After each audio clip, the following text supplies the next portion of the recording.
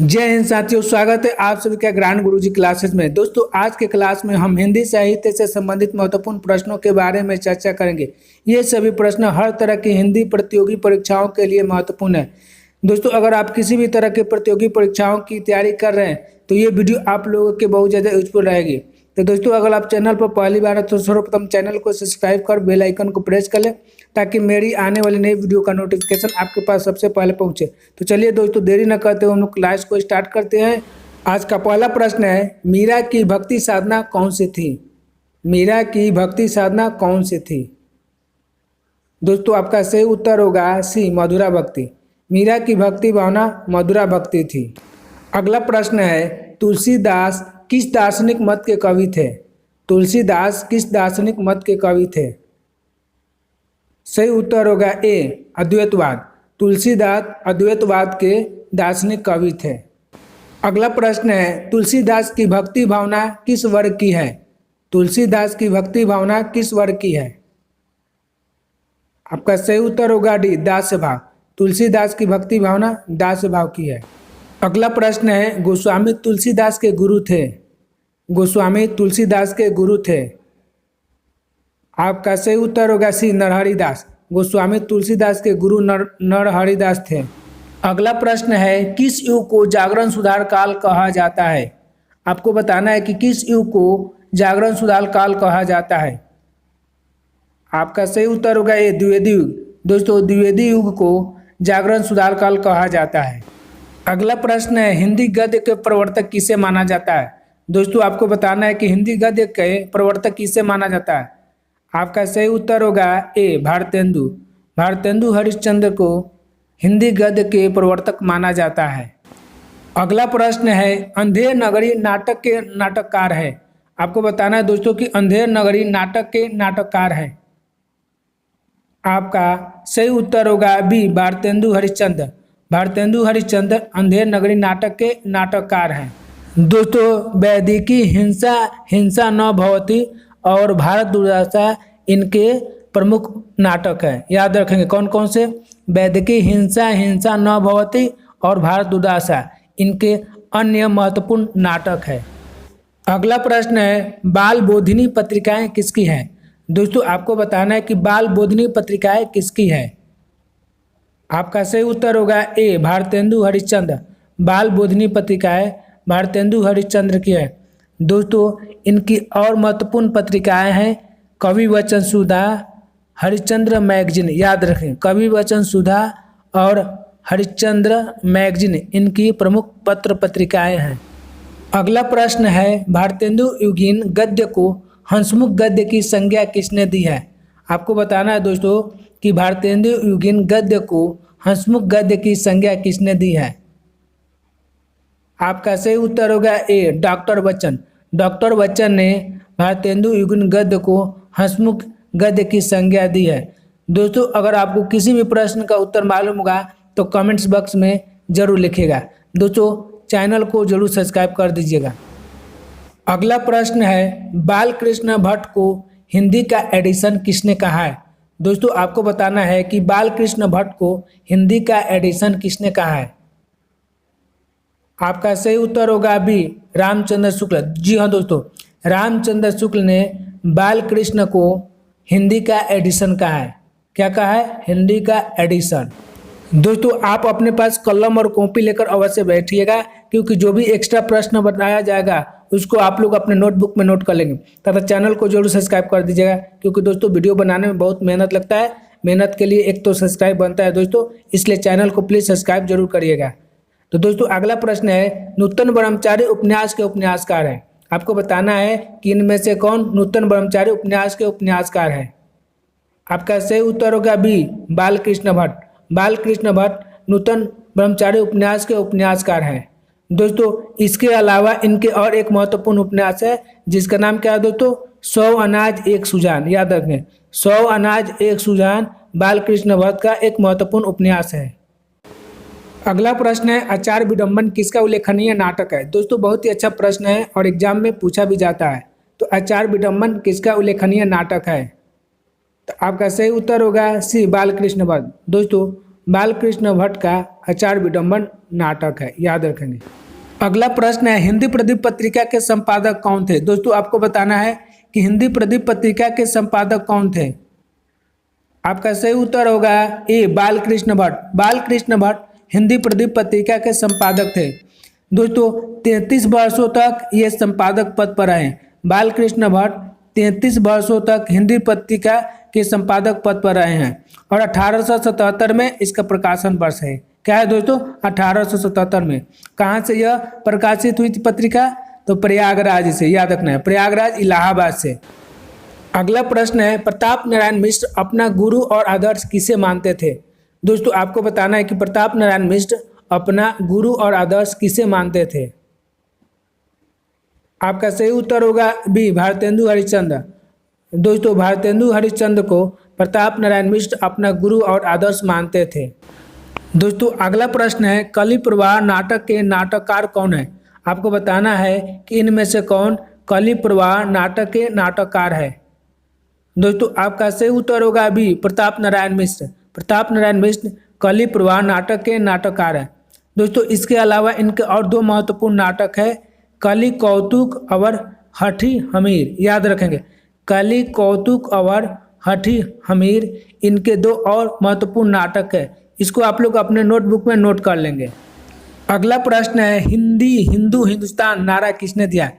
दोस्तों आपको बताना है कि हिंदी हिंदू हिंदुस्तान नारा किसने दिया है। आपका राइट आंसर होगा बी भारतेंदु हरिश्चंद्र।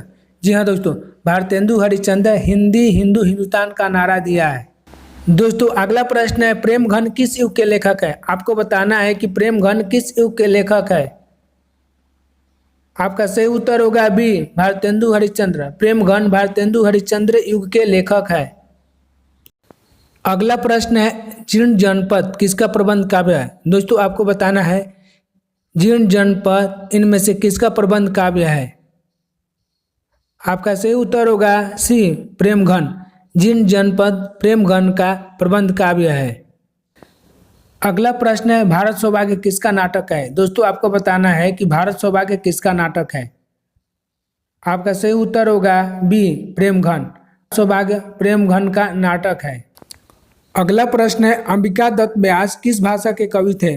दोस्तों आपको बताना है कि अंबिका दत्त व्यास किस भाषा के कवि थे। आपका सही उत्तर होगा ए ब्रज भाषा। अंबिका दत्त व्यास ब्रज भाषा के कवि थे। अगला प्रश्न है बिहारी बिहार किनकी प्रसिद्ध काव्य रचना है। दोस्तों आपको बताना है कि बिहारी बिहार किनकी प्रसिद्ध काव्य रचना है। आपका सही उत्तर होगा डी अंबिका दत्त व्यास। बिहारी बिहार अंबिका दत्त व्यास की प्रसिद्ध काव्य रचना है। अगला प्रश्न है ललिता और गो संकट नाटक के नाटककार कौन है। दोस्तों आपको बताना है कि इनमें से कौन ललिता और गो संकट नाटक के नाटककार हैं। आपका सही उत्तर होगा डी अंबिका दत्त व्यास। अंबिका दत्त व्यास ललिता और गो संकट नाटक के नाटककार हैं। अगला प्रश्न है उदंत मार्तंड पत्र के संपादक थे। आपको बताना है दोस्तों इनमें से कौन उदंत मार्तंड के संपादक थे। आपका सही उत्तर होगा बी जुगल किशोर शुक्ल। दोस्तों जुगल किशोर शुक्ल उदंत मार्तंड पत्र के संपादक थे। दोस्तों यह पत्र 30 मई 1826 को प्रकाशित हुआ था। कब हुआ था? 30 मई 1826 ईस्वी को। कहाँ से प्रकाशित हुआ था? कलकत्ता से, याद रखें, कलकत्ता से यह प्रकाशित हुआ था। और 14 दिसंबर 1827 को बंद हो गया, याद रखेंगे। उदंत मार्तंड कब बंद हो गया? 14 दिसंबर 1827 को बंद हो गया। और यह एक साप्ताहिक पत्र था, याद रखना, मतलब कि एक सप्ताह यानी कि सप्ताह में निकलता था, इसीलिए इसको साप्ताहिक पत्र कहा जाता है। अगला प्रश्न है बंगदूत का प्रकाशन वर्ष क्या है। दोस्तों आपको बताना है कि बंगदूत का प्रकाशन वर्ष क्या है। आपका सही उत्तर होगा ए 10 मई 1829 ईस्वी में। बंगदूत पत्र का प्रकाशन वर्ष क्या है दोस्तों? 10 मई 1829 ईस्वी में। दोस्तों राजा राम मोहन राय और नीलरतन हलदार, राजा राम मोहन राय और नीलरतन हलदार द्वारा 10 मई 1829 को बंगदूत पत्र प्रकाशित हुआ। कहाँ से प्रकाशित हुआ दोस्तों? कलकत्ता से, याद रखेंगे। बंगदूत कहाँ से प्रकाशित हुआ? कलकत्ता से प्रकाशित हुआ। और यह एक साप्ताहिक पत्र है, याद रखें, साप्ताहिक पत्र है, यानी कि सप्ताह में एक बार निकलता है, इसीलिए इसको साप्ताहिक पत्र कहा जाता है। अगला प्रश्न है, अबला विलाप किसकी रचना है? दोस्तों आपको बताना है कि अबला विलाप किसकी रचना है। आपका सही उत्तर होगा डी, महावीर प्रसाद द्विवेदी। अबला विलाप महावीर प्रसाद द्विवेदी की रचना है। दोस्तों इनकी एक महत्वपूर्ण और रचना है कन्या कुब्ज, याद रखें कन्या कुब्ज महावीर प्रसाद द्विवेदी की एक प्रमुख रचना है। अगला प्रश्न है, पंचवटी किसका काव्य है? दोस्तों आपको बताना है कि पंचवटी किसका काव्य है।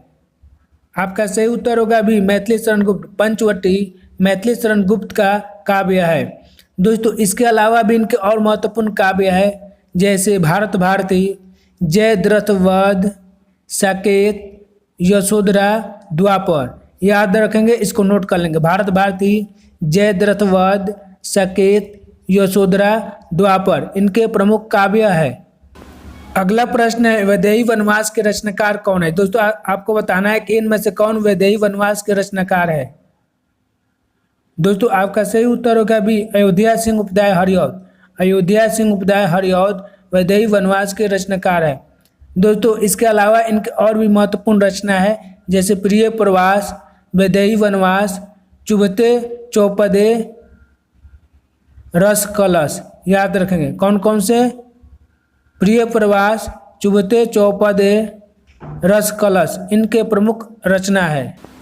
अगला प्रश्न है, भारत के प्रथम राष्ट्र कवि हैं। दोस्तों आपको बताना है कि इनमें से कौन भारत के प्रथम राष्ट्र कवि है। आपका सही उत्तर होगा बी, मैथिली शरण गुप्त। मैथिली शरण गुप्त भारत के प्रथम राष्ट्र कवि है। दोस्तों आपको कमेंट्स बॉक्स में बताना है कि भारत का द्वितीय राष्ट्र कवि कौन है। दोस्तों आपको कमेंट्स बॉक्स में बताना है कि भारत का द्वितीय राष्ट्र कवि कौन है। अगला प्रश्न है, मैथिली शरण गुप्त किस युग के कवि हैं?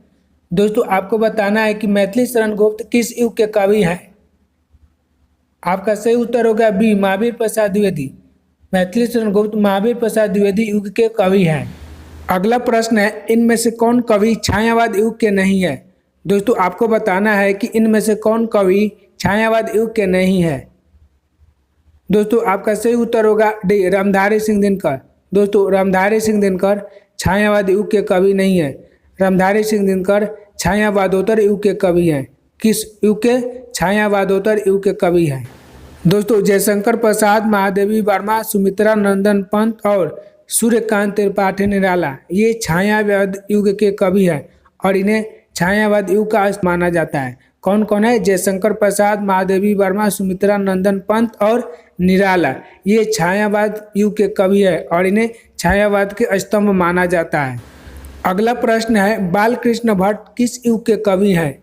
दोस्तों आपको बताना है कि बालकृष्ण भट्ट किस युग के कवि हैं। दोस्तों आपका सही उत्तर होगा डी, भारतेंदु युग। बालकृष्ण भट्ट भारतेंदु युग के कवि हैं। अगला प्रश्न है, प्रकृति के सुकुमार कवि किसे कहा जाता है? दोस्तों आपको बताना है कि प्रकृति के सुकुमार कवि किसे कहा जाता है।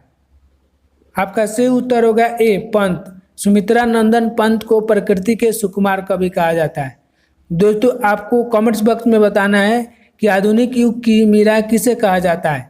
आधुनिक युग की मीरा किसे कहा जाता है। अगला प्रश्न है, कलम का सिपाही किसके जीवन पर आधारित जीवनी है? दोस्तों आपको बताना है कि कलम का सिपाही किसके जीवन पर आधारित जीवनी है। दोस्तों आपका सही उत्तर होगा ए, प्रेमचंद।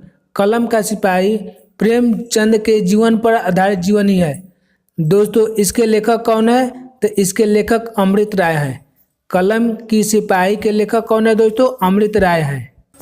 अगला प्रश्न है, कश्मीर सुषमा के रचनाकार हैं। दोस्तों आपको बताना है कि इनमें से कौन कश्मीर सुषमा के रचनाकार हैं।